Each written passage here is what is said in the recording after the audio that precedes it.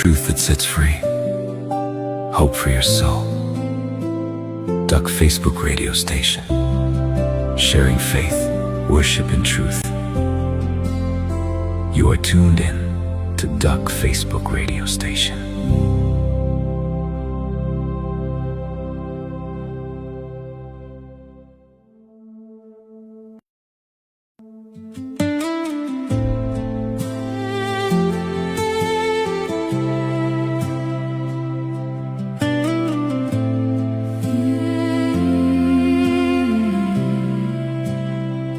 He had deep compassion for those who were hungry. Multiply loaves and fishes, let them eat. With leftovers, do not seek me only for this. I am more than this. Whoever comes to me, his soul will be fed. Lives by every word of God. Feast with bread of purity and truth. Do not live by bread alone, but by every word of God. Fill the hungry with good. Do not seek me only for this. I am more than this.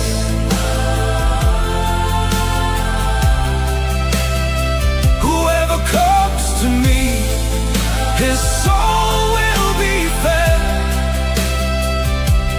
Lives by every word of God. He who endures to the end will not hunger and thirst. No more pain or tears. Do not seek me only for this. I am more than this.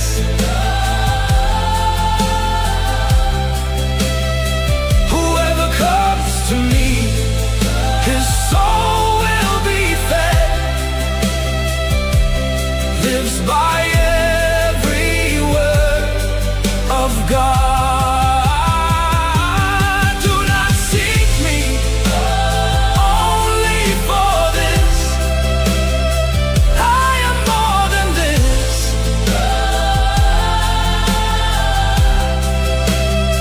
Whoever comes to me, his soul will be fed. Lives by every word of God.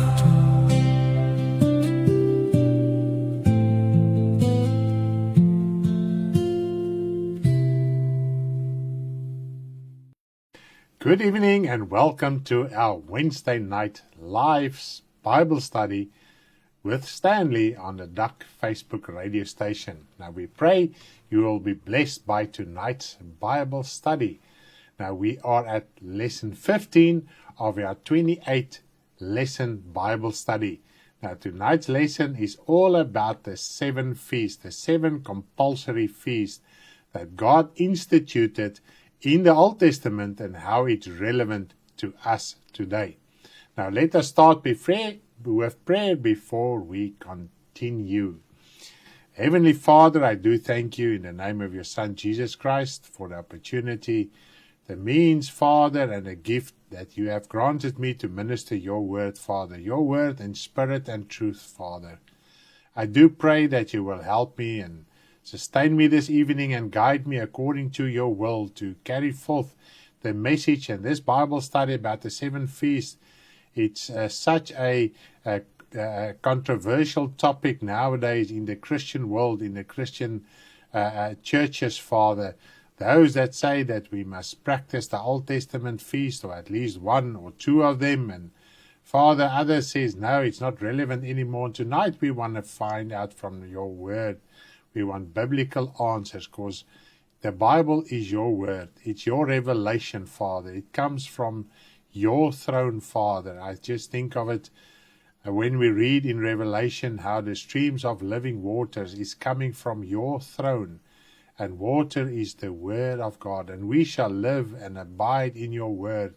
And when we do that, Father, we will be a tree that will bear fruit, Father, all year round. Our branches will climb over the wall so that other can also eat of our fruits, Father. That is when we are sustained, nourished, Father, and watered by your holy word. I do thank you, Father, in Jesus' name. Amen. What a privilege to understand that the word of God comes from his throne. It's not just a Bible. Sometimes we handle the Bible as some man-made manuscript, and as if it's not the word of God that comes from his throne. Yes, there's a lot of happenings, there's a lot of history in the Bible, but in that is the revelation and the plan of salvation for God to man from God's heavenly throne. And we can already read it in the Old Testament, and we can see the fulfillment thereof in the New Testament. And if we accept it as such, then we also live in the fulfillment of the prophetic words of salvation that has been written in the Old Testament, including the institutions of the law. Of course, all the institutions, that is the practices of the Old Testament law and how God gave it, was all prophetic manifestation, prophetic actions. Instead of saying it audibly or verbally, it speaks to us through the actions we read how God instituted it in the Old Testament.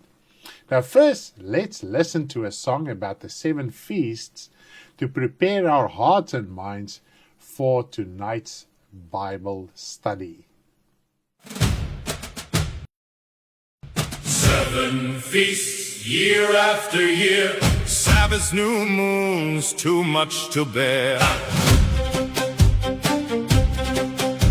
The Savior has come, hold on to the head, not to the first principles of the world and the law.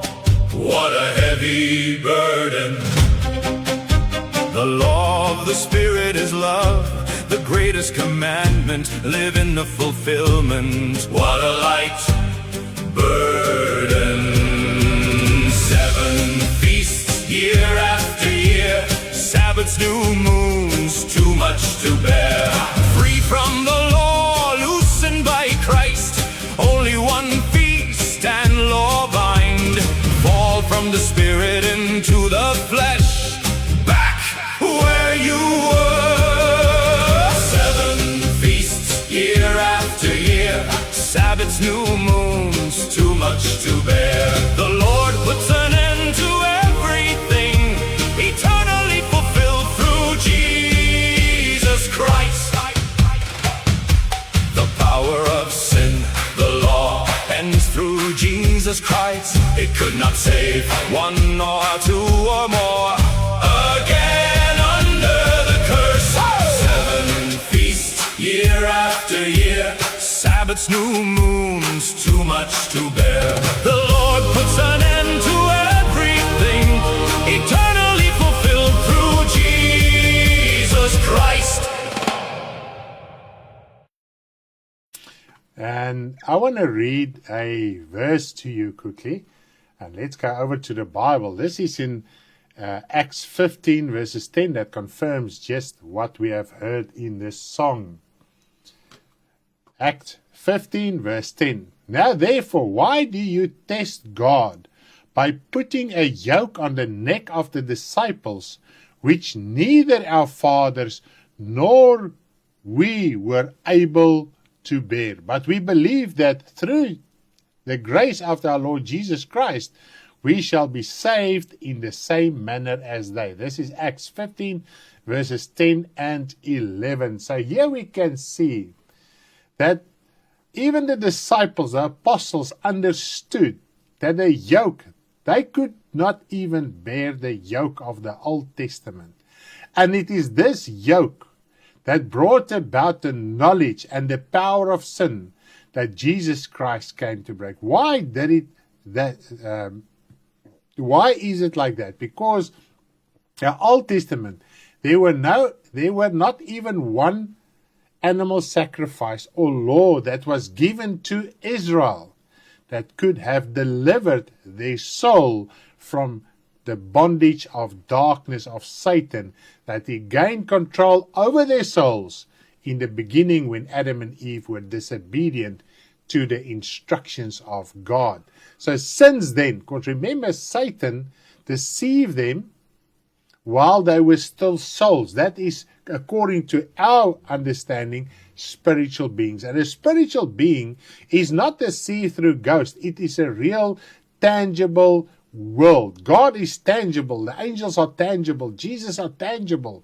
The heavenly beings, everyone that is in the heavenlies, the trees and the water and the fire, everything is tangible. It's not some see-through thing. Colors are real colors. Blue are blue and yellow are yellow, red are red. It's just way more vibrant and glorious than what we perceive here on earth. Because this material and carnal world came about after Adam and Eve sinned. Now, Satan got hold of their soul. And Jesus Christ, who is spiritual, God is spiritual, angelic beings is spiritual, Satan is spiritual, his demons is spiritual. We read it in the Bible. And Jesus Christ came to set our soul free, because there's nothing carnally that we can do on earth to set the soul free. And this is the essence of fulfillment. And if we don't understand this, we will argue about carnal and material things like feasts, Sabbaths, new moons, whatever the case might be, and certain institutions and things that, traditions that crept in the Christian world, that is not even written in the Bible, that supposedly can set your soul free, like the pleading of blood, the throwing of ash, and applying oil as if it is anointing to keep the devil out of your physical home. There is nothing physical. Nothing. Not salt, not ash, not oil, not grape juice, nothing physical can set your soul free. It is when we're going to get there tonight, and we've got a whole lesson regarding the fulfillment of the Passover that we celebrate as the Lord's Supper as well, and how it must be a practical lifestyle.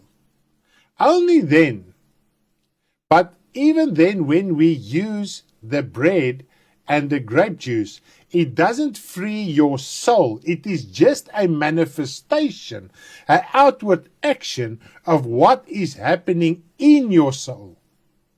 So the Lord's Supper, die nagmaal op sigself, het nie krag nie. Daai brood het geen krag nie. Die druiwesap het geen krag nie. Dis net 'n uiterlike manifestasie, gebruik van jou lewenswyse en lewenspatroon wat dit is.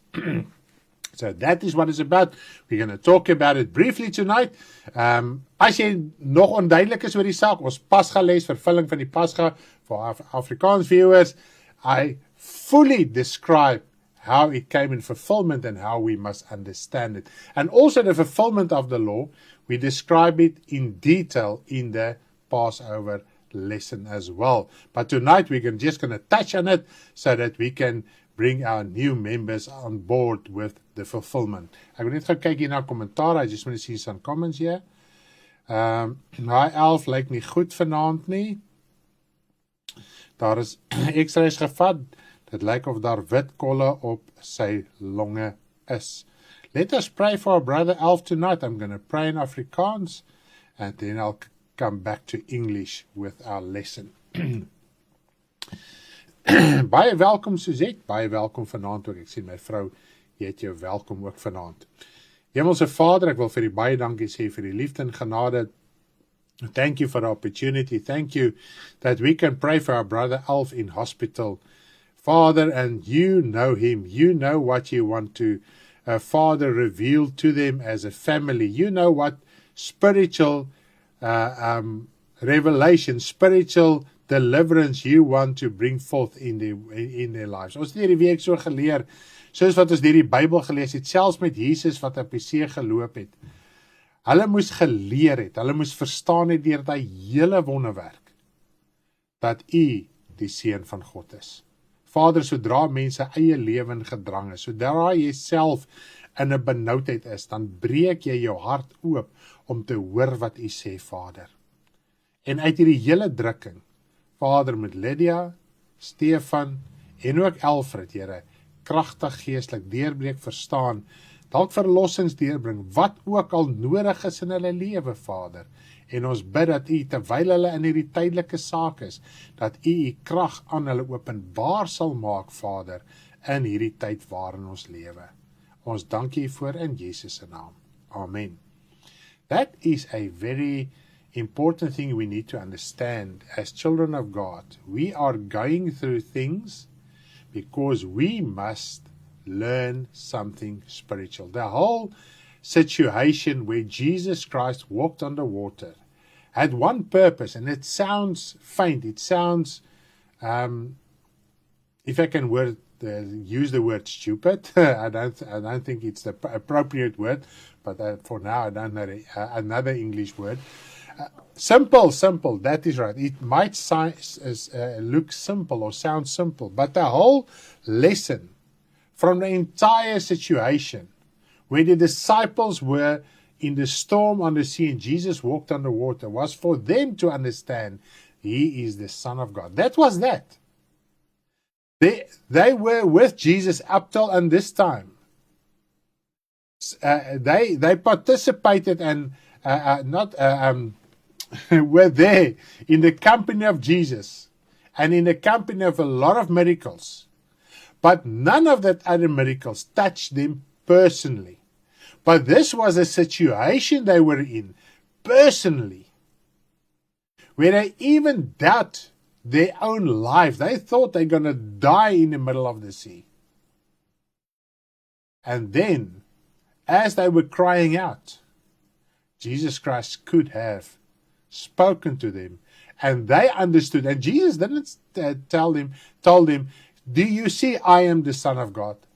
It was revealed in their own hearts, because their hearts were open, because of the danger they were in, the perilous danger, the anxiety at that moment, that fear in them, that cried out. At least they cried out. A lot of times we are in situations and we don't cry out. Cry out, call unto God. Make your heart known to Him exactly how you feel, what you understand at that moment, so that He can deliver you and that you can understand something from God's Word that can change your entire life. Because the moment when they understood Jesus was the Son of God, it changed their inner being. And this is the central purpose of tribulations and trials that we go through, is for us to understand something from God's Word that can change our lives. Amen. Goeienaand almal, ons sukkel bietjie met die wifi. Erg sê Ina daarso. Ons is in die gang. Ek hoop almal is lekker warm in hierdie ysige winter. Ons is nou so in die hartjie van die winter.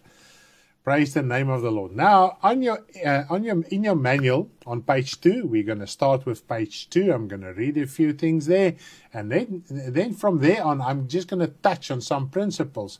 So when you read through your manual, the 7 Feast manual, you will understand a lot of things better. Obviously, I'm not going to read and quote all the scriptures that are in the manual, but in the manual, there is a lot of scriptures I've quoted and even referred to.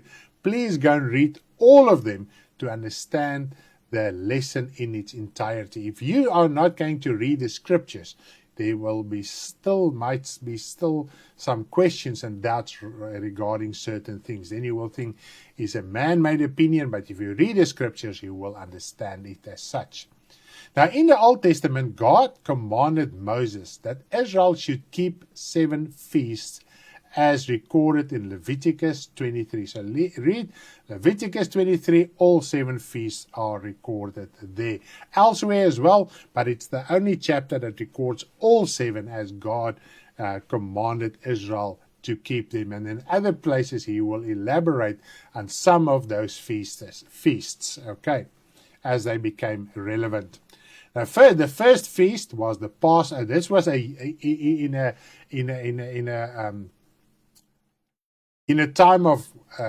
time frame of 1 year. In a time frame of 1 year. Okay, so this is the feast, not through the entire generations. Every year they had to keep these 7 feasts. Okay, Passover or Easter as we know it.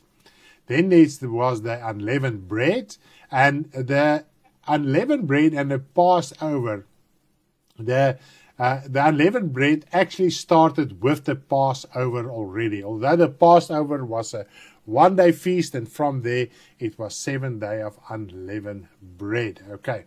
Then the first harvest. Now the first harvest sheaf ended after the unleavened bread feast ended the 7th day. It was the first harvest sheaf. Okay, so these 3 feasts were continuous feast. Okay, then we get they were the Feast of Weeks. That is, we understand it as Pentecost. We're going to talk about that tonight. The Festival of Trumpets, and this is a very exciting festival. Day of Atonement festival, and then the last festival of the yearly calendar was Feast of the Tabernacle. And it's especially this last feast that it is a notion in the Christian church for the past few decades now already, that is said that we must partake of this Feast of Tabernacles. Maybe you have heard of it, maybe you haven't heard of it. Nevertheless, there's a lot to learn, even if you haven't heard of this. There are also 3 characteristics of each festival that stands out. They are eternal statutes. Now, this is usually the problem in understanding the fulfillment thereof. So every feast and all the institutions of the Sabbaths, new moon feast, even the circumcision, God said all those institutions were eternal institutions, statutes. And this is where the problems in the Christian church start. Should we obey these feasts and laws or not? Because it's eternal. Eternal means it doesn't end. Fire sacrifices accompanied every festival. There were also certain days to be kept as Sabbaths, plural. Now this is part of the Sabbath which God spoke of, which Israel was to keep. So there were way more Sabbaths than just the 7th day Sabbath. All the feasts also had Sabbaths in them. Usually a feast will start, if it's more than 1 day, or if it's 1 day, it will start with a Sabbath and end with a Sabbath, day of rest. Okay. One of the primary requirements before anyone could partake in the biblical feasts, perform any religious duty, or take part in worship was the circumcision of all males. Okay, this was compulsory. Doesn't matter whether you were to partake in a feast or any. If you wanted, as a Jew, to partake in any religious festivities, you had to be circumcised, all males. Now, why males only? Okay, there's a practical reason, but why did God institute that circumcision that was only applicable to males? The male person was responsible for the spiritual and physical well-being of the entire household, and as leader in the nation of Israel for the nation's well-being. We must remember in the Old Testament there was no mediator, so the males was as a mediator to their household and even to the nation, the leaders. Okay, and we have discussed this. Why? Because the disobedience of Adam made that the entire world changed. The disobedience of the woman in the beginning only reflected her punishment, only reflected in her body. But the disobedience of the male person, of Adam, of the man in the beginning, reflected and affected the entire creation. That is the heaven, the moons, the stars, everything. And that's why God made a male so that he could understand what the initial male did and what his responsibility is to restore the correct order spiritually. Thus, if a man were rebellious and disobedient, everyone in his household paid the penalty. Ultimately, it reflected in the entire nation of Israel. Now, this practice and law also came to an end. In other words, it is fulfilled. Fulfillment literally means coming to an end. As God has revealed in the Old Testament prophecies that a time will come when everyone gives account for himself, whether male, female, young, or old. There's a lot of, and I do have all the scriptures in the manual. Please go and read through them. If you miss one or two, you can contact me and I can give it to you. But there are scriptures in the Old Testament where the Bible says there will come a time that each individual, whether you are young and old, we even read in Revelation, those before the throne of God are young and old, small and big. Okay, so we are living in a time where you as a person, as a male person, as a young person, as an old person, as male and female, will give account. So there is absolutely no excuse to put the blame on someone else like it was in the Old Testament. And right from the beginning, we can see when God found out that they were disobedient, what did the female do? She gave the she blamed the serpent, and Adam blamed the woman. Adam was quite I think in a way angry or maybe upset with God and said, the woman you gave me, the wife you gave me, my partner, my help you gave me, made me to sin. All right. And now I think we can even understand further, while the male had in the Old Testament had to carry the burden of the male's sin in the beginning. It even makes more sense. And we think by reading Genesis and the creation account is just a Sunday school Bible story. There's a lot of treasure in the in Genesis and in the creation account, the fall of man. And if you understand it as such, a lot of things, almost everything in the New Testament also become way more clearer.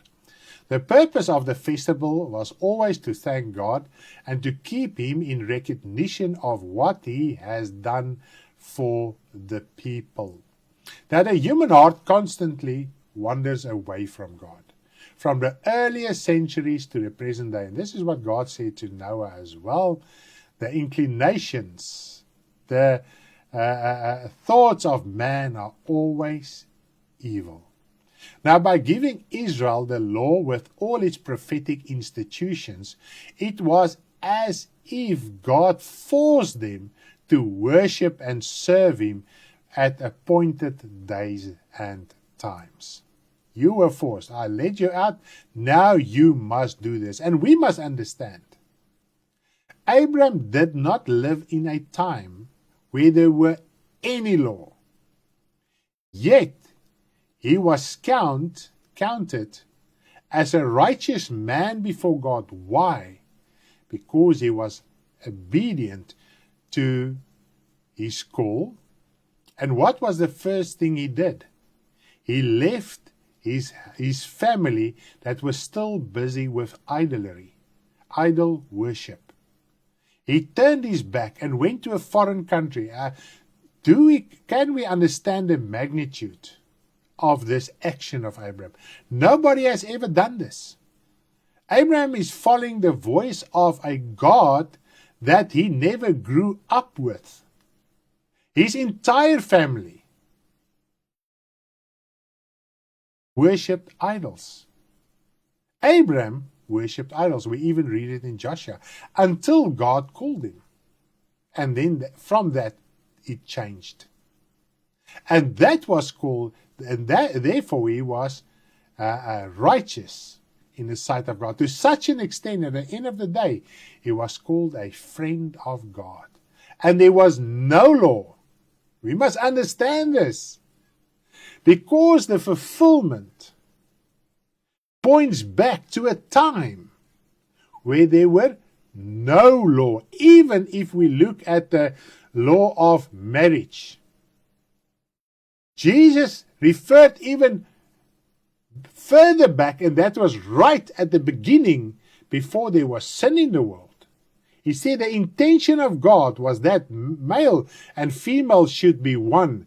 They should work as one person, although they were two persons, to create a godly generation. If we can really grasp up to this point just what I've just said, then you will not argue about anything in the law. Then your heart will open to understand the fulfillment and the messages. What is fulfillment? There's a message in each prophetic act, in each institution of the law, of salvation in Jesus Christ, before a law existed. Because the law couldn't save the soul of man. Jesus Christ came to save the soul of man. And where did it start? With John the Baptist's ministry. He had to prepare the way. And how did he prepare the way? By the preaching of the forgiveness of sin, to bring the knowledge of the forgiveness of sin. And that was by repenting, renting your heart, tearing your heart, opening your heart, and then afterwards baptized, that previous life could be washed away. Okay, I think we have that point. Everyone still with me tonight? I hope I'm not going too fast, and I don't want to drag along as well. So we've covered that point. It's as if God forced him. 6 days you can do whatever you want, but the seventh day at least.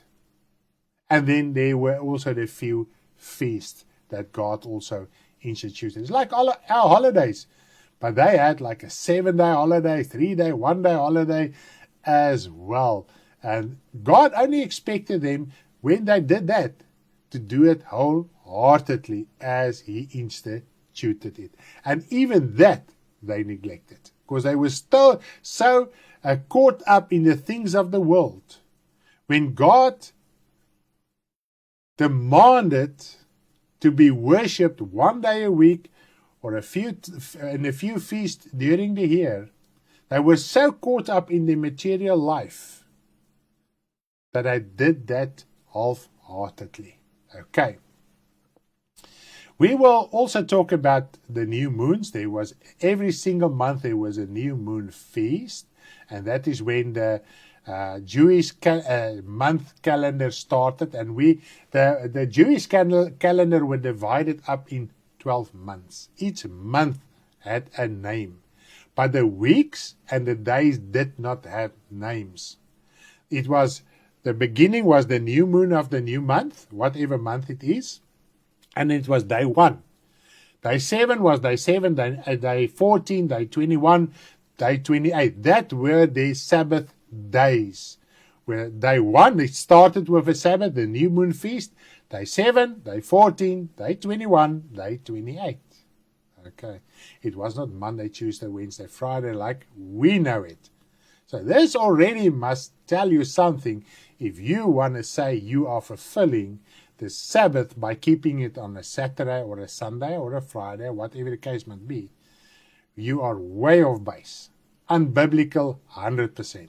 Okay, and if we're unbiblical in one aspect, and this is what we are taught in the Bible, then you are denying the entire scripture, even if you say by your mouth that you believe in the rest. By denying one crucial, if I can say, doctrine or teaching in the Word of God, and we're going to get there, then you deny the whole Word, because the Word cannot be taken apart. Okay. Separated, cannot be separated. Sabbaths and sacrifices by fire, which were part of the festivals. We're going to talk about everything, and everything is in your manual in detail. What we must understand to understand the rest of the lesson is fulfillment. And as I've said in the introduction, the fulfillment of the Passover, I've covered fulfillment there extensively, and from time to time we do cover it. So I'm just going to run through it quickly for the sake of new members that haven't heard this few points I'm going to discuss tonight. We've already talked extensively about the fulfillment that I've said, so we're just going to go quickly through it. What often confuses us is that the word says these are eternal statutes. Yes, I've said we're going to cover that as well, so that we can understand what does it mean when the Bible says it's eternal statutes. We are also going to clarify this to understand it. Although it was established in the Old Testament as eternal statutes, we must understand that the Old Testament institutions could not be eternal because they came to an end. Even if the Christian world are trying their very best to do the institutions of the law, it is impossible. Because first of all, the 7 feasts, 3 of them, you had to go to Jerusalem. Okay? All male persons had to go for 3 of those feasts to Jerusalem. Okay? So, in the original temple, with the original sacrifices, with everything original, the original high priest, etc. Okay? So to try and reenact a feast on earth in South Africa, in your environment, according to the Bible, Old Testament Bible, where the feasts were written, okay, you are a heathen. Now, everybody wants to reenact the feasts, especially the 7th one, the Feast of Tabernacles.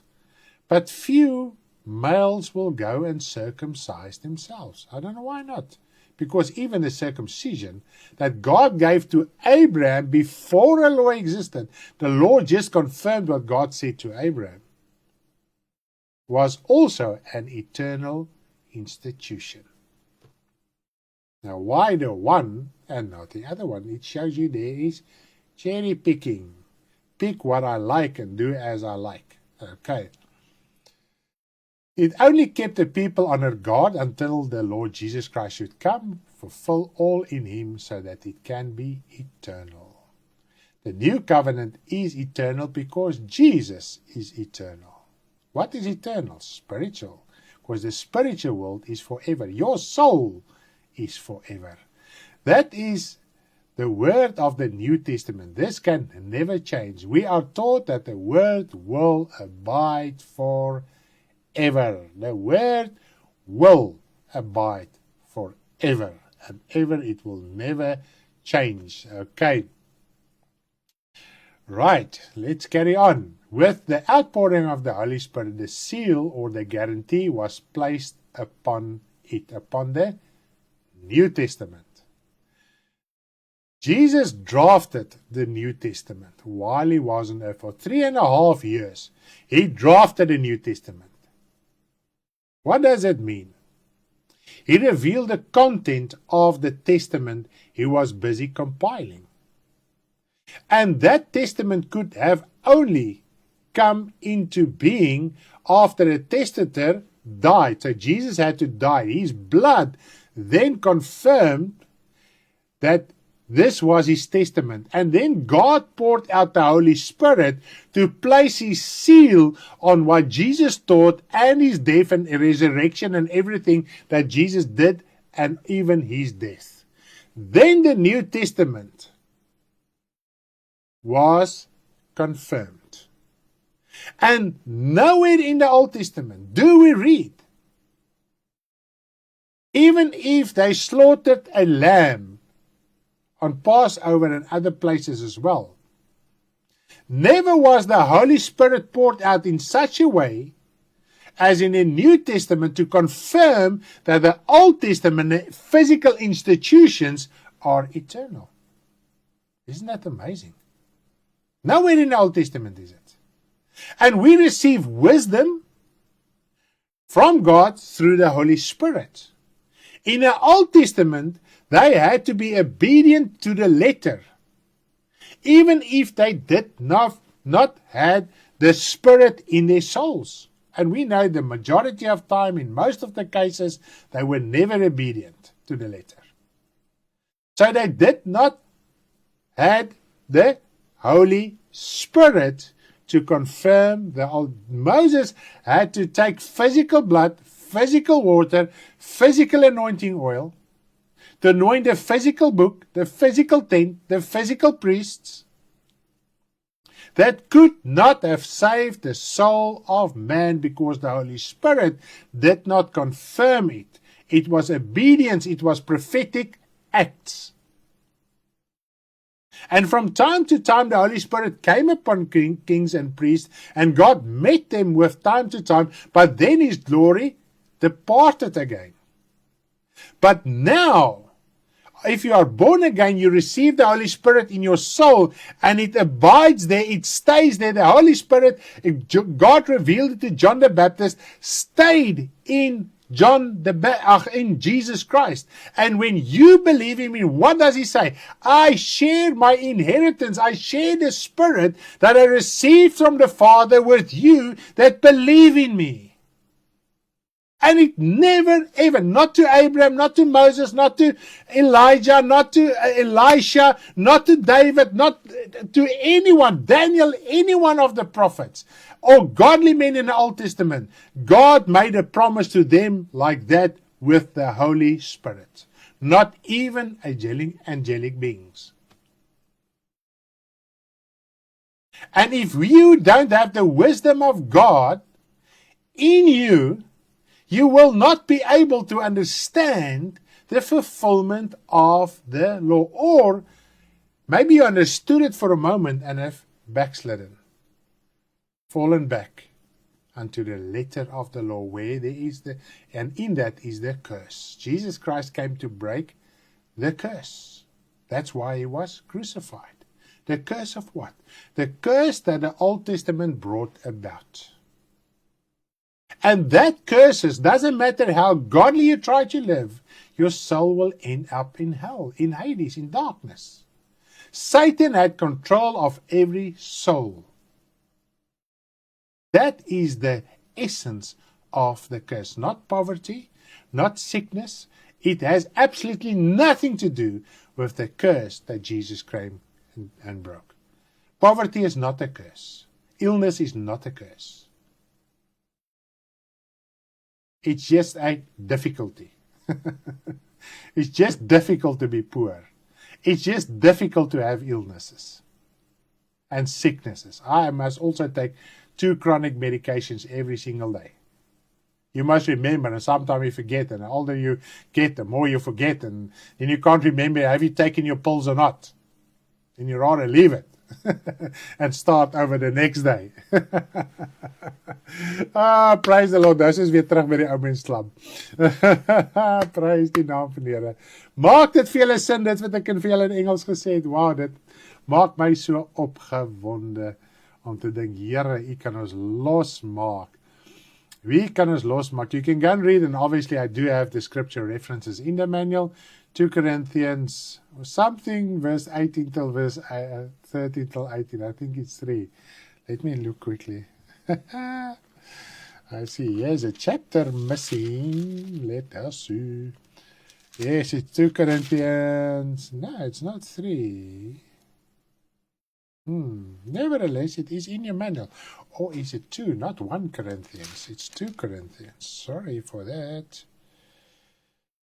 Let me see quickly. Now I can't find the scripture. Seriously, Stanley? You wrote it in the Bible study. You're supposed to know where it stands. Daar wat hy sê, ja, die oor Moses, die sluier, the veil. My wife will help me out now. Nevertheless. So, and here we can see, and I want to read an interesting scripture to you. Before I'm just going to quote that scripture. Romans 10 verse 4. Romans 10 verse 4.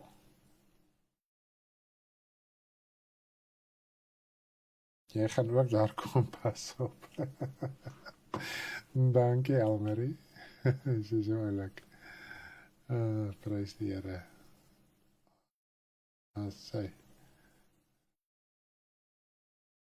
That's okay, 4.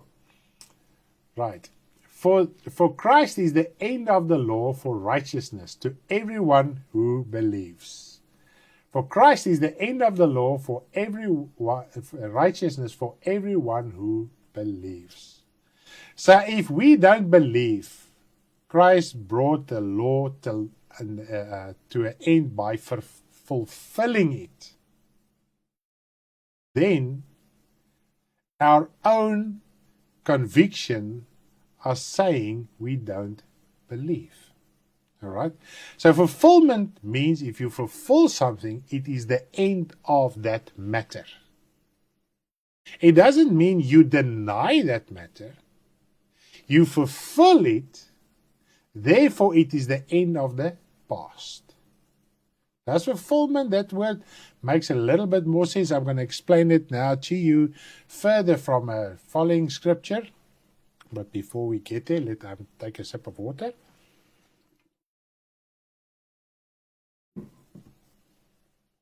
From the morning, it's 2 Corinthians 3. Here I am at 2 Corinthians 3, verses 13 up till verse 18. Read it for yourself.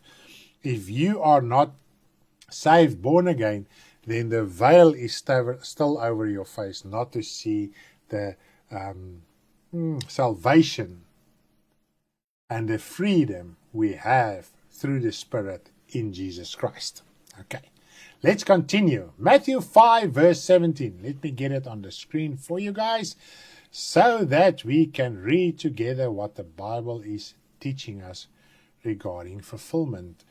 17. Matthew 5 from verse 17. I'm going to read up till verse 18 and explain as I'm going along.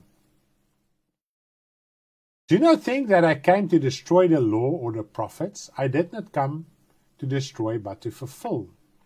For assuredly I say to you, till heaven and earth pass away, one jot, and I say to you, till heaven and earth pass away, one jot and one tittle will by no means pass away from the law till it is fulfilled.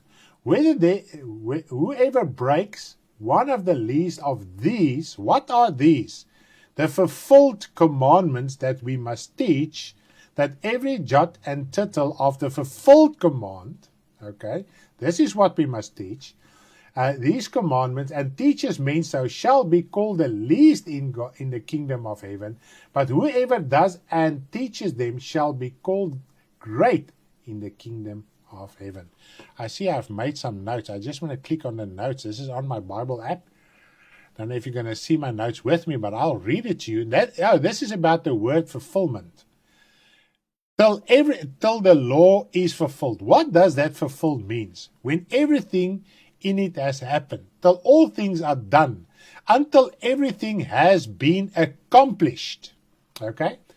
So fulfillment means that everything must be accomplished as it was prophetically uttered or prophetically manifested by the institution of the law. This is why it says in one sentence in verse 17, the law and the prophets, and we focus only on the law.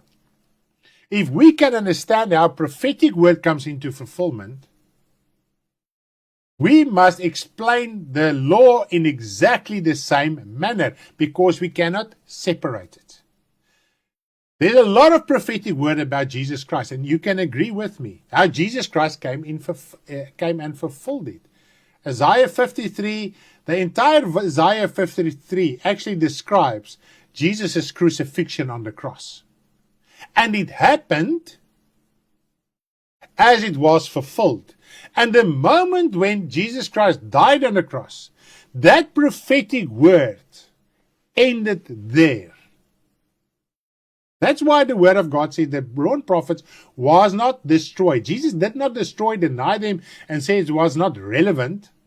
Said it was relevant on me.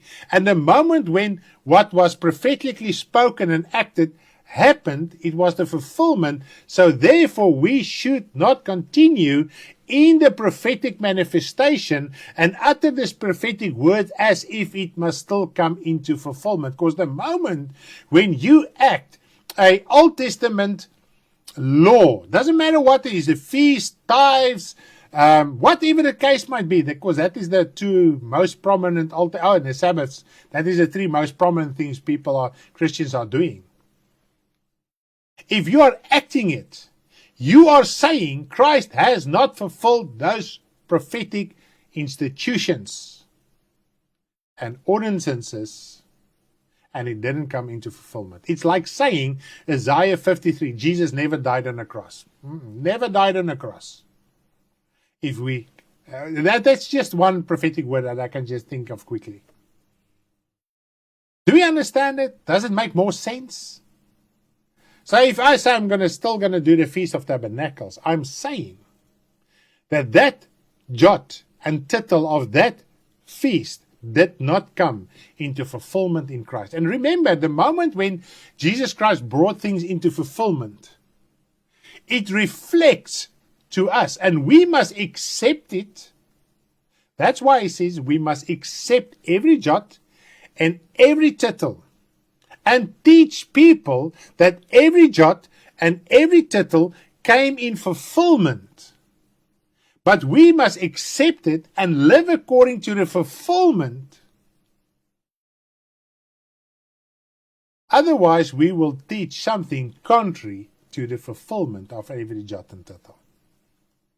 This is absolutely mind-blowing. Whoever therefore breaks one of the least of these commandments who have been fulfilled, not the Old Testament commands, as they were fulfilled in Christ. Okay. Praise the Lord. Let us read one more scripture. Definitely makes a lot of sense, says Karel. Sjoe, sê my vrou, en almal is net opgewonde. Ek is opgewonde die woord van die Here. Ek is so lief vir die woord van die Here. En julle sal my nie glo nie. Sorry, I'm just speaking Afrikaans a little bit. Because sometimes to express my who I am is difficult in English. Ek het vandag, julle sal my nie glo nie, so dood, so julle as dead as a doornail. Ek weet nie of die woord so dood soos donkie reg is nie, ek weet nie of dit die regte woord is nie. Emosioneel, innerlik, terwyl ek die boodskap voorberei het. En ek baie keer gedink, Here, wat gaan ek vanaand sê? So, dood het my emosie gevoel. Maar die woord wat ek voorberei het, dat het klaar in my hart gewerk. En nou, wanneer ek het uitgee, dan raak het net soveel meer heerlik en kragtig. Let us read Luke 24 verses 44. He said to them, these are the words which I spoke to you while I was still with you, that all things must be fulfilled which were written in the law of Moses and the prophets and the Psalms concerning me. So here we can see Jesus Christ, after his resurrection, he elaborated it and said it's the law of Moses that he spoke of earlier while he was still living on earth, and the prophets and the Psalms. Because there's a lot of Psalms, and if you can understand fulfillment, then you will read Psalms with a not a parallax view. Remember the parallax view? You just close the one eye, then your thumb is on this side, and you close your other eye, and your thumb is on that side. But you open both eyes, you can see, wow, there is my thumb. Exactly there, not there, on there. Okay, so this is when you read the Psalms with an understanding of fulfillment, you will see and read so many. There are even entire Psalms only dedicated to Jesus Christ and how it came in fulfillment. I'm not going to go into that detail. Read it in your manual. Everything was fulfilled by him. Nothing is outstanding, and we've covered that now extensively. Where are we at with the time? Sure. I must get a little bit hasty here. Already in the Old Testament, people's hearts were evil to commit to the law wholeheartedly. God spoke this word through Isaiah. Let's read this prophetic word in Isaiah And if we argue with the Word, we argue with God because it is His inspired Word. All these prophetic words are His inspired Word. Let us read quickly. Isaiah 1 verse 11 up till verse 15. To what purpose is the multitude of your sacrifices to me, says the Lord? I have enough of burnt offerings of rams and the fat of fat cattle. I do not delight in the blood of bulls or lambs of goats. When you came to appear before me, who has required this from your hand, that you trample my courts? Bring no more futile sacrifices, incense in abomination to me. The new moons, the Sabbaths, and the calling of assemblies, I cannot endure iniquity and the sacred meeting. Your new moons and your appointed feasts my soul hates. They are a trouble to me. I am weary of bearing them. When you spread out your hands, that is to come in worship, I will hide my eyes from you. Even though you make many prayers, I will not hear. Your hands are full of blood. This was Old Testament, and it is still relevant until today. And this is why God made an end. Already here He said, I'm going to make an end of this. Okay? And when God reveals something, it is already a law, and it is already firm and steadfast. So the moment when God uttered in Isaiah, this was even before the Babylonian captivity, when they went into exile. God said that your sacrifices means nothing anymore. And that was more than 700 years before Jesus Christ. And what really struck me as I read here, and the calling of your assemblies I cannot endure. How many gathering together of saints in churches come together in physical buildings because people think that is the house of God. So God says, I cannot endure it. Why? Because there is false worship. All right. Let us read Isaiah 2 verses 11. Isaiah 2 verses 11. 2 verses 11.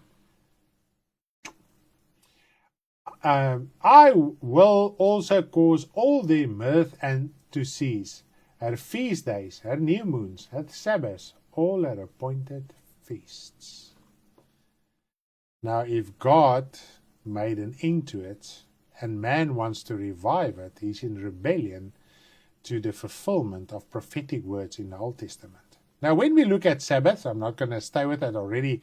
Touch on Sabbath. I already said how it worked. It started with the new moon, and the first 7, 14, 21, 28 day was the Sabbath. It was not Monday, Tuesday, and Wednesday like we have today.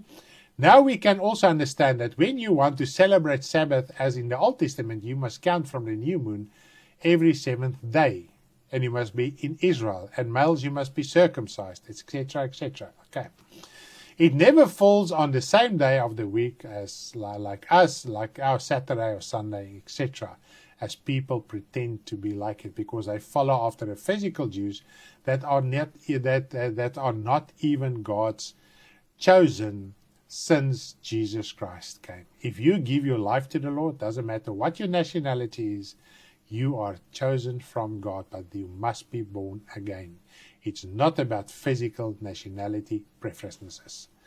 Jesus is also Lord of the Sabbath as it was fulfilled by Him. And I just want to play this song just to give us a break, to soak up everything what we have said, and then I want to jump over and start with the feasts. His sheep falls in the ditch, he grabs it and pulls it out on the Sabbath.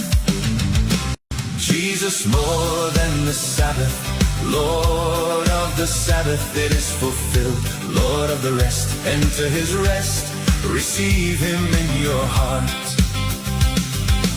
Always do good, Also on the Sabbath, a man is worth more than a sheep. Stretch out your hand, healthy like the other.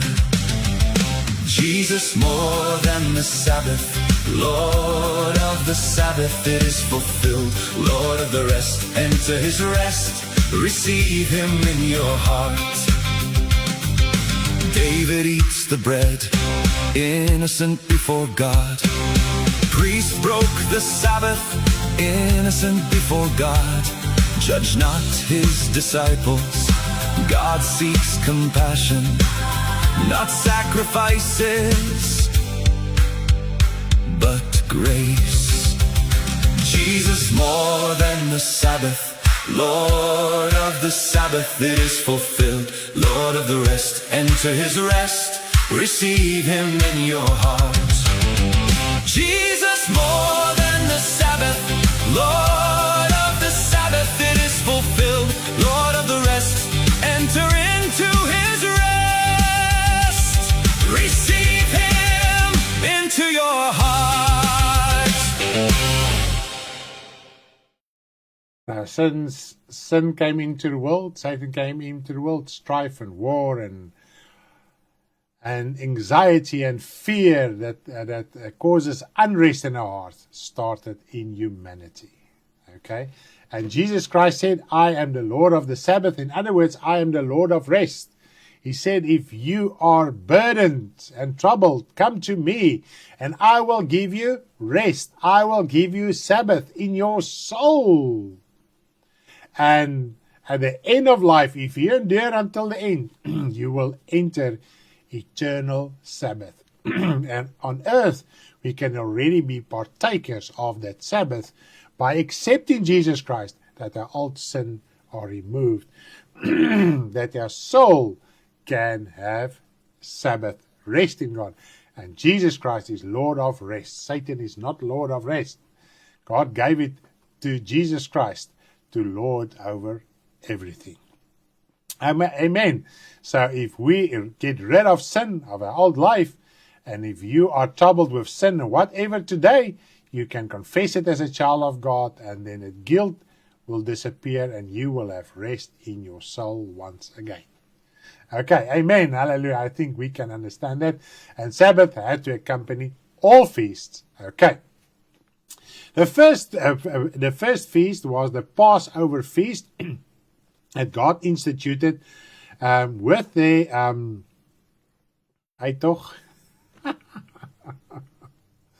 I just had the English word. When they had to depart from Egypt, God instituted. The very last plague was the plague of the death of the firstborn. Nou die dag, weer gedink, die wêreld soos vandag was nooit bedoel om te wees nie. Ai, die sonde. Maar weet jy wat, Lindy? Daar wag nog 'n beter ene vir ons. Ons moet nie vir ons nie so die ene wat vergaan nie, wat besig om te vergaan nie. No, we must not be sorry for the one that are busy perishing. God promised us, even in Isaiah and in Revelation, there is a new heaven and earth, even greater in glory and power and majesty than the one he created in the beginning, that are given over to decay because of sin. Okay. Now in Exodus 12, we read how Israel departed from Egypt. And that was the Exodus. Hello, Genesis, Exodus. That's where the word Exodus comes from. The Exodus from Egypt. And it was the death of the firstborn. And what they had to do, they had to take a lamb without blemish, 1 year old without blemish, and take the blood. They had to slaughter the lamb. It was called the Passover lamb. They had to slaughter it, and they had to take the blood, let the blood out in a bowl, and take a bunch of hyssop and smear the blood on the doorpost and lintels of the door. Now, what hyssop resembled is atonement and forgiveness. So the moment when they dipped the hyssop in the blood, that blood resembled forgiveness and atonement of sin. So that is what they prophetically acted. Not, Lord, you will protect my gold and silver in my home.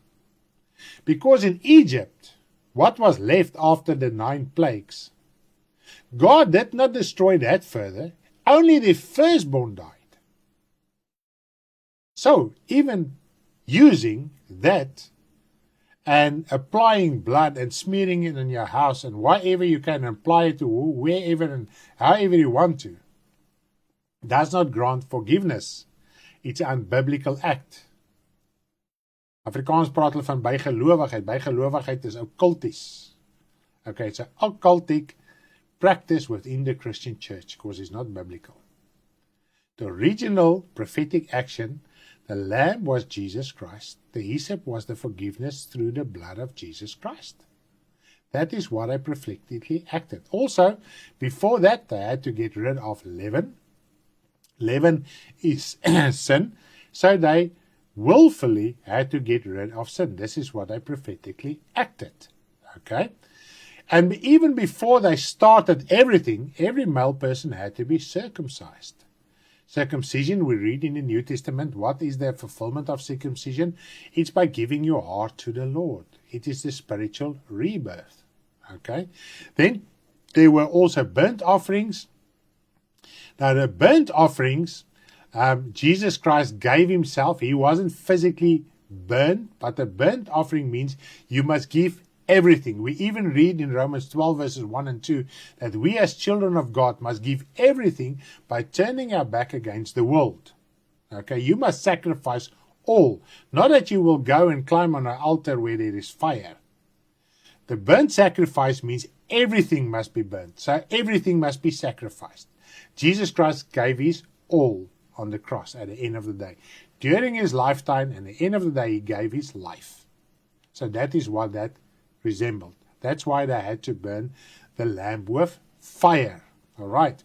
It was an eternal statue. In other words, the moment when Jesus Christ is eternal, he's spiritual. So this,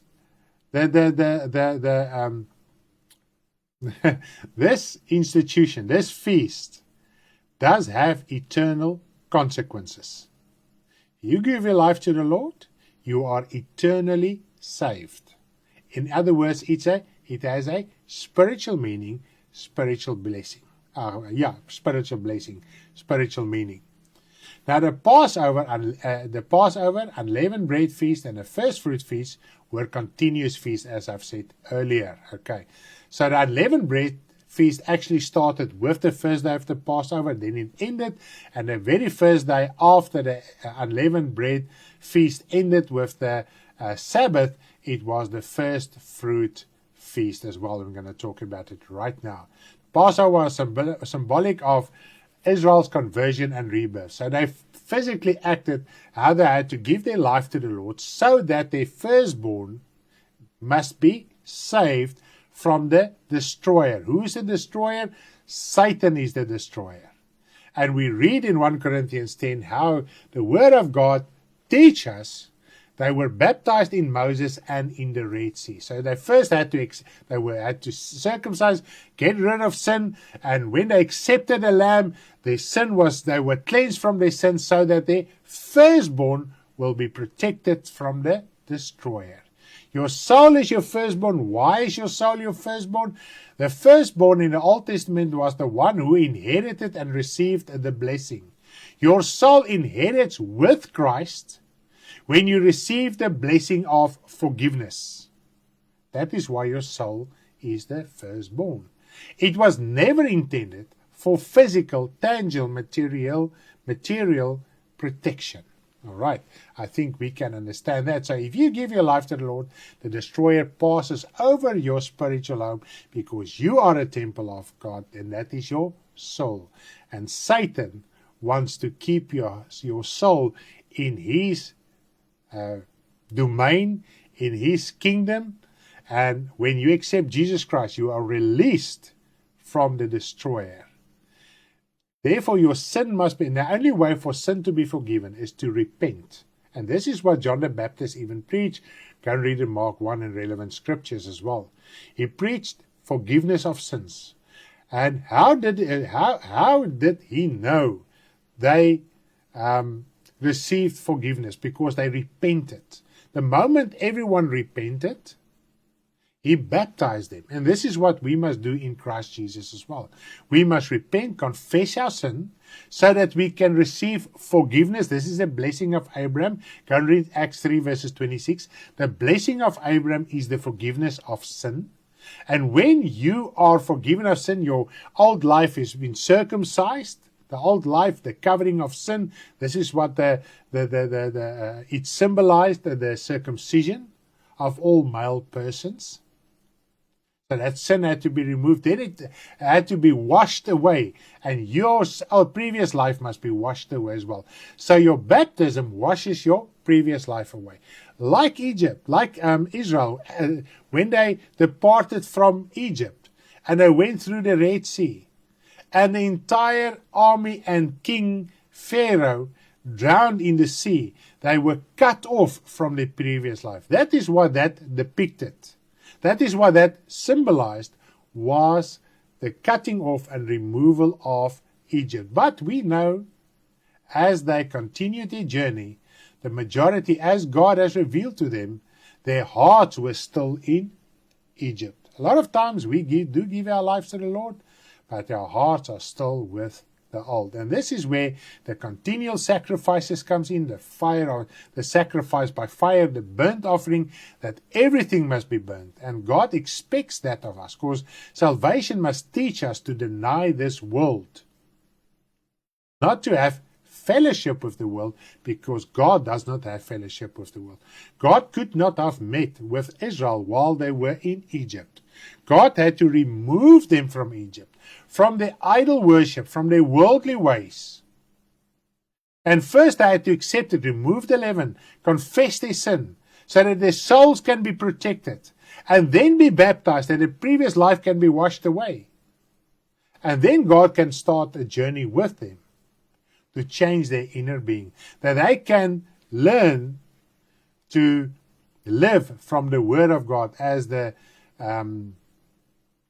song in our introduction also spelled out clearly, that we must live from the Word of God alone. Now the next feast, were a feast of unleavened bread. That is in Leviticus 23 verses 6 to 8. And I just want to bring you on par where we are at now in your manual. We are now at the Feast of Unleavened Bread. That is on page 24 at least. As I've said, I'm not going to read line for line. I'm just going to touch on a few points so that you can understand it. When you read through it, that you can understand what we are talking about tonight. Now, the Feast of Unleavened Bread, as I've said, the purpose of that, the main meaning was get rid of sin. It had to start with a Sabbath. In other words, the only way you can receive Sabbath, you can receive rest. This is what I acted, was giving your life to the Lord. Confessing your sin. Biblically in the New Testament, the only way to get rid of sin is by confessing it. You first had to repent, confess your sin. You receive the spiritual rebirth, circumcision of the heart. Your sins are washed away. From there onwards, you must still sacrifice daily, as Jesus Christ said. You must crucify yourself daily. In other words, you must come to the Father in acknowledgement through Jesus Christ of the sin you have committed, so that the blood of Jesus Christ can cleanse you, the blood of the Lamb, Christ that was sacrificed for you, that His blood can cleanse you. Because the Holy Spirit, the moment when you sin, the Holy Spirit convicts you of sin, judgment and righteousness. Therefore, you as a child of God, sometimes you do still feel that judgment. You still feel condemned. Why? Because there's sin in your life. You don't walk the road as you must walk it. You don't spend time with the Lord as you must spend time with the Lord. Then the Holy Spirit convicts you that what you are busy with is not the path to righteousness. You are busy deviating from the path of righteousness. Now God, through His Spirit, convicts you so that you can stay on this path. And the only way to stay is not by quoting scriptures, by doing another Bible study course, by studying theology, is confessing of sin. It is that simple. It is that easy. Okay. Now, for 33 and a half years, Jesus didn't give in to one sinful inclination, sinful desire. And therefore, at the end of the day, he was this perfect, holy lamb without blemish. He was the unleavened bread sent from God, and this is the manna from heaven. And when we partake of him in our daily lives, and this is what the Holy Communion or the Lord's Supper symbolizes, is that when you walk in your daily life, you eat of Jesus Christ, you eat of the bread of life, you drink of his blood. How do you drink of his blood? It is his life. It's not his physical blood that went to heaven and became holy, because this blood, as we are taught in 1 Corinthians 15, cannot enter into God's kingdom.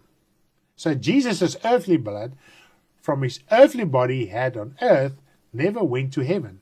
That blood he had in his body dripped out and was destroyed by natural means, as your body would also act in the same situation.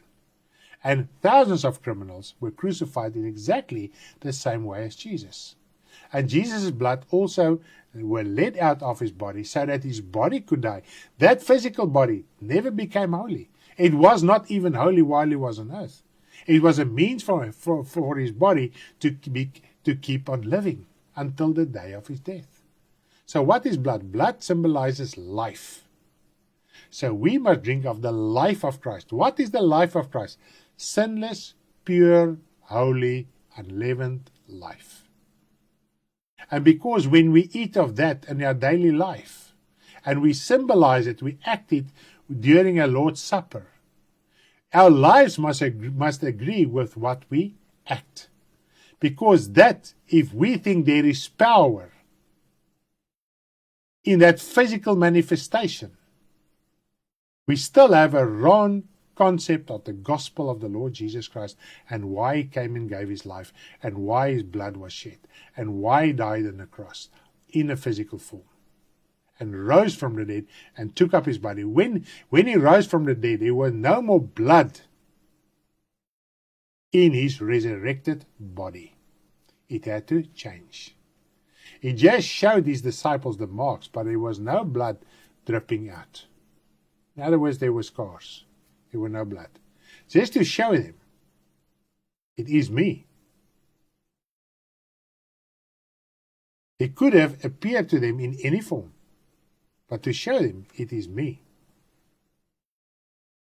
And I think if we can understand, and this is where the problem comes in when we start talking about fulfillment, because few people realize what blood spiritually really means. Bread spiritually really means.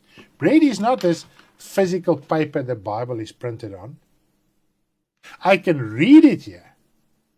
And when I accept it, I open my heart and my mind to it. Then I eat of the bread of life, which is Jesus Christ, holy, unleavened, perfect, pure. When I live in this manner as he lived. Okay. So we can understand how Jesus Christ was a fulfillment of the unleavened bread, and how you can also partake in that fulfillment and also minister and preach and live it as we were taught in Matthew 5 verse 17 till 19. Okay, let's jump over to the next feast. The next feast is the Feast of the First Fruits. Now that you will find on page 25. Now the first fruit, as I've said in the beginning, is the day after the Feast of Unleavened Bread, and that is when Jesus Christ rose from the dead. And it was the first fruit or stalk of the barley harvest. Now barley were a cheap product from which the poor usually made bread and similar products. So I'm just going to read from the manual here quickly. He was the first fruits of the harvest. Jesus fulfilled the feast of the first fruit by his resurrection from the dead. It is therefore not necessary to observe the feast in the flesh, but to accept Jesus as the firstborn from the dead. Jesus was despised by the religious Jews and Romans.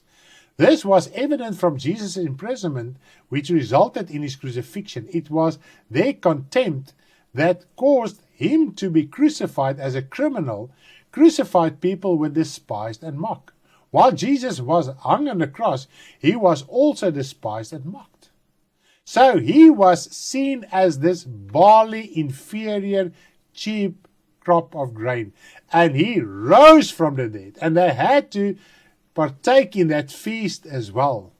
And Jesus was the fulfillment of the first barley harvest sheaf. And he rose from the dead. If you accept him, you agree that he was the first fruit that rose from the dead. Hallelujah. Isn't that amazing? Let's go over to the Feast of the Weeks that you will find on page 27 in your manual. Now, the word Pentecost is a Greek word meaning 50. Okay? Originally in the Old Testament, it was called the Feast of the Weeks. This feast was the ingathering of the grain harvest. Now, the fulfillment of the Feast of the Weeks is Pentecost. Pentecost means 50. That's why we still refer to the outpouring of the Holy Spirit as the day of Pentecost, because it was 50 days after Jesus Christ rose from the dead. For 40 days, he appeared from time to time to his disciples and still gave them some instructions. And then, after 10 days, he rose and the Holy Spirit, he ascended to heaven, and then the Holy Spirit were poured out. And it was exactly the same time where after, also 50 days after Jesus, after Israel departed from Egypt, also they were given the law. So in the Old Testament, 50 days after they departed, the law was given, and now a new law, the law of the Spirit, the law of grace, the law of freedom, to set your soul free, was fulfilled 50 days after Jesus Christ. Now, every time you give your life to the Lord, you come to repentance. You live in that fulfillment. You agree to that fulfillment. You accept that fulfillment. And then that Feast of the Weeks comes in fulfillment in your life as well. Because now you accept the new covenant, the new law, the New Testament that was fulfilled in Christ Jesus and now is fulfilled in you as well. Because when you give your life to the Lord, that moment you receive the Holy Spirit. You are baptized with the Holy Spirit. You don't get baptized by the Holy Spirit years and months later.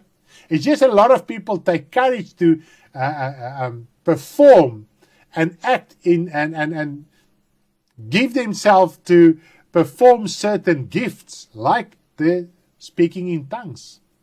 So if we are still believing you must be baptized on the day of Pentecost, that the church, actually the whole, if we look at Easter, the physical, and our calendar, the Easter, that is the day of Pentecost and even Ascension, the world gives us that dates. You know that? It's not the Christians and the Jewish people or whoever religious people that gives us the dates, that assemble the yearly calendar. And if they say Easter is on this day, then everybody gladly accepts it.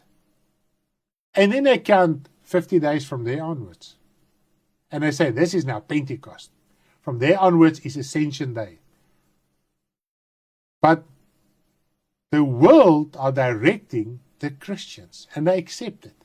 That's why when you understand fulfillment, you understand it's not about the weekend anymore. It's not about the day anymore. It's about your personal life. And because there are no spirit in children of God, or they have fallen away, they have the conviction that you must still pray for a fulfillment of the Holy Spirit. And when they do that, there's a different spirit operating there. Because God won't agree with a physical thing anymore.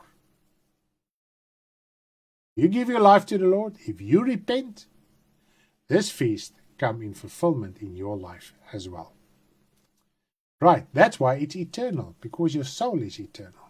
It saves you from eternal damnation and wrath, and sets your soul free to be eternally with God. So it has eternal consequences.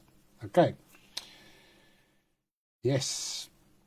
Okay, Feast of Trumpets, the second last feast. This is amazing. Yeah, last night my wife just ministered on a Feast of Trumpets. I thought, my Lord, this is amazing. The Feast of Trumpet was to prepare, it was to announce, there was an announcement to stop work so that worship can take place and sacrifices can be made as a sweet fragrance. It was also a preparation for reconciliation. Okay? So when we look at a Feast of Trumpets, you must stop work. And as we read in Hebrews 3 and 4 as well, we can see the fact that we are in this sinful world. We must work not to sin. We must work to believe in Jesus Christ. It's a daily toil, a daily struggle, a daily picking up of your cross, a daily sacrifice. So it's work to stay spiritually afloat.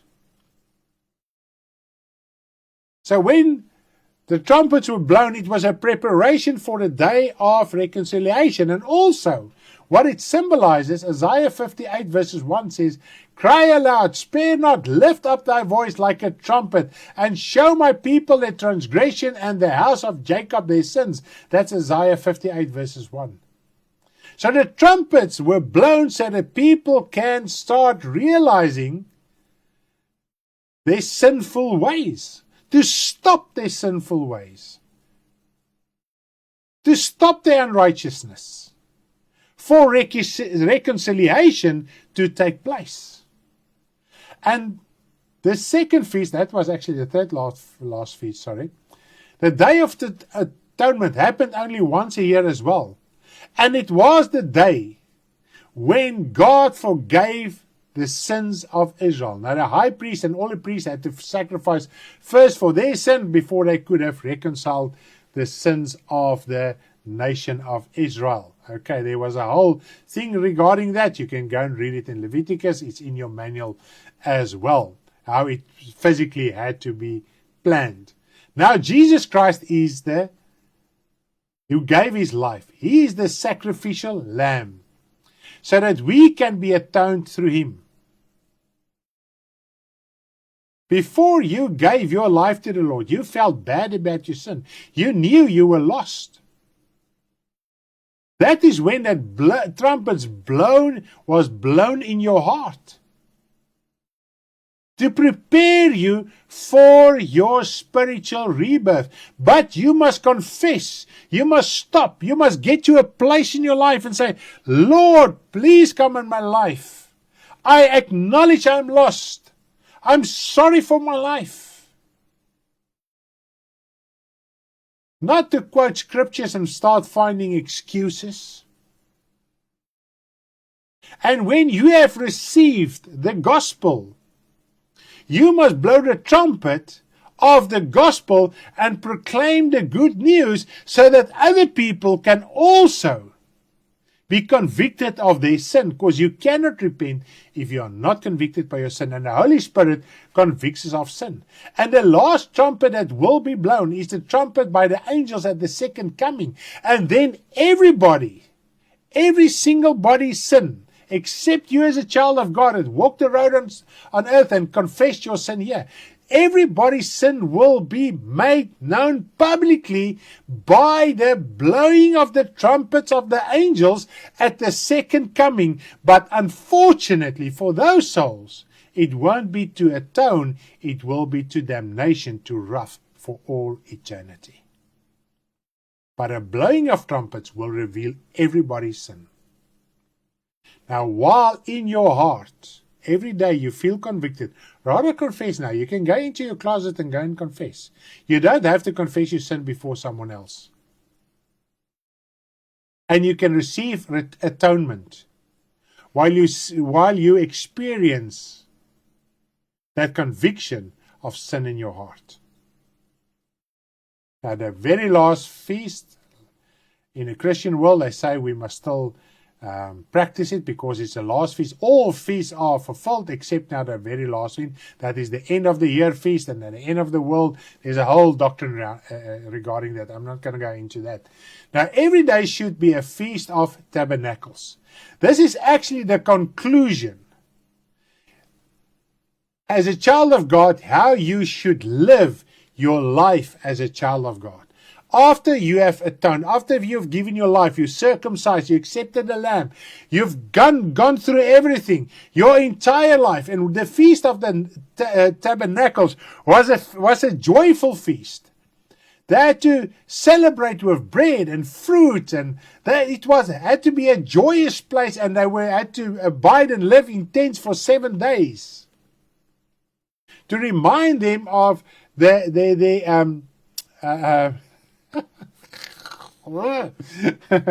it's scary if the word just leaves your mind.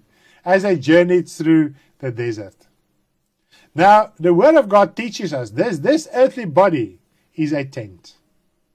Now you are born again, your soul are free from Egypt.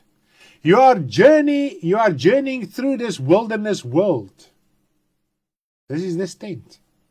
It's sometimes unbearable to live in this tent. But when you are born again, and this is what this Feast of Tabernacles are ministering to us, the fulfillment thereof, we must live in gladness of heart, sharing bread, sharing fruit, bearing fruit, and serving God while in this tent on earth. That is how you live in the fulfillment of the Feast of Tabernacles. You don't have to do a physical feast, because the moment you reenacted that feast, you say that Christ has not died for me, my sin has not been atoned, I deny the sacrificial lamb. And then you want to live in the Old Testament way of life. While the Word of God says you cannot have two different seeds sown in your land. Either the one or the other one. All the Old Testament, you will be lost in any way if you live according to that. Or the New Testament, understand the fulfillment of the Old Testament.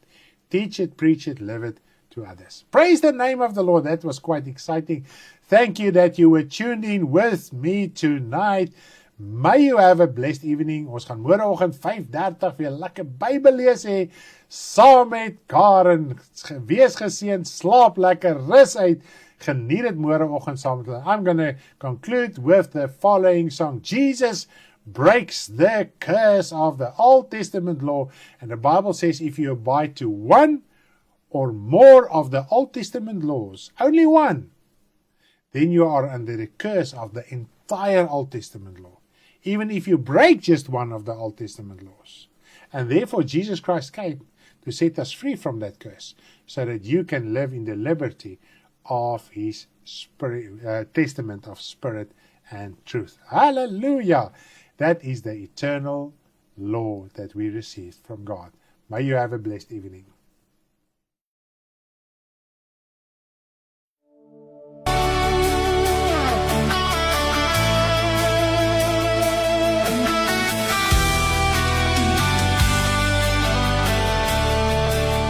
Jesus breaks the curse, frees the soul, cleanses the soul, protects the soul.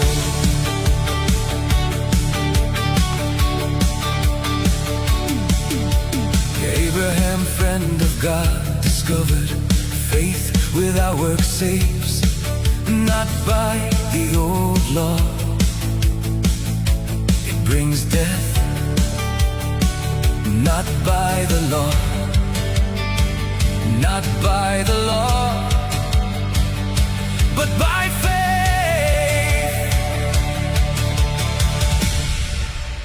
Jesus breaks the curse, blood of the new law, frees the soul, cleanses the soul, protects all. Saved by grace, not of yourself. Give your heart in repentance. Be free from darkness. Become a friend of God by faith and grace. Jesus breaks the curse, blood of the new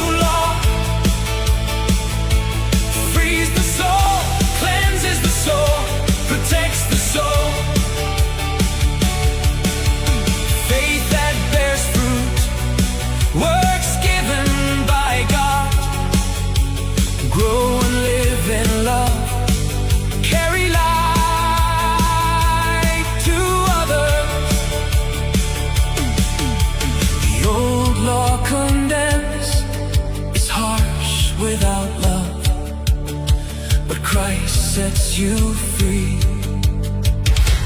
He gives life to the soul. Jesus breaks the curse, blood of the new law,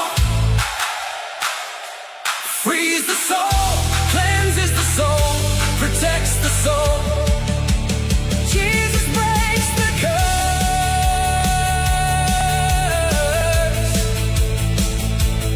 You are free, friend of God.